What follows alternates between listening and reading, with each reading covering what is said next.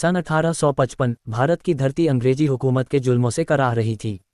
लेकिन इसी दौरान एक आवाज़ गूंजी जंगलों और पहाड़ों से, जो थी संताल जनजाति की आवाज़।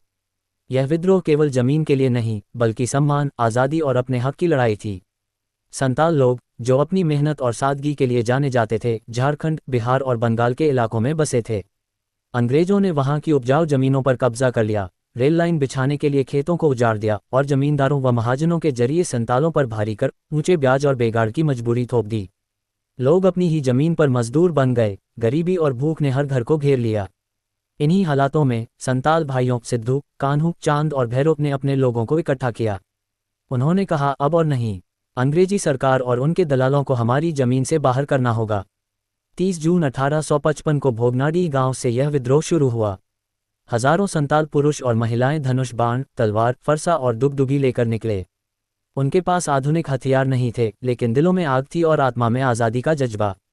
विद्रोह की शुरुआत में संतालों ने कई अंग्रेज अधिकारियों, जमींदारों और साहूकारों को खदेड़ दिया। उन्होंने गांव-गांव जाकर लोगों को संगठित किया। इस लड़ाई में महिलाओं ने भी महत्वपूर्ण भूमिका निभाई। संताल सेना 60,000 से अधिक लोगों तक पहुंच गई, लेकिन अंग्रेज सरकार ने इसे हल्के में नहीं लिया। उन्होंने फौज भेजी, बंदूकें और तोपें तैनात कीं। विद्रोहियों के पास हथियार कम थे, पर जोश ज्यादा। कई हफ्तों तक संघर्ष चला, पर अंततः अंग्रेजों ने इस विद्रोह को खूनी दमन से कुचल दिया। लगभग 15,000 संताल शहीद हो गए, हजारों गांव जला दिए गए और नेताओं को पकड़कर फांसी पर लटका दिया गया। यद्यपि यह विद्रोह तत्काल सफल नहीं हो पाया, लेकिन इसकी गूंज पूरे भारत में फैल गई।